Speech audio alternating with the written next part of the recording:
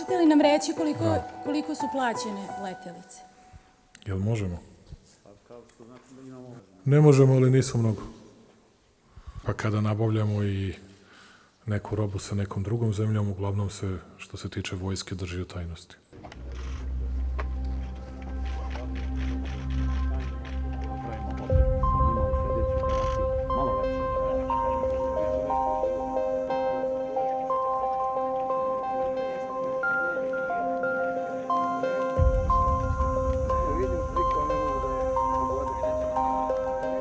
U principu u razvijenim demokratijama takvi podaci nisu i ne predstavljaju tajnu. Svi podaci o nabavkama koji imaju međunarodni karakter nisu sasvim sigurna tajna za strane obavještajne službe, a time ni za zvaničnike tih istih zemalja. Samim tim očigledno je da se podaci o nabavkama naoružanja i vojne opreme iz Kine drže u tajnosti samo za našu javnost, odnosno za građane Srbije.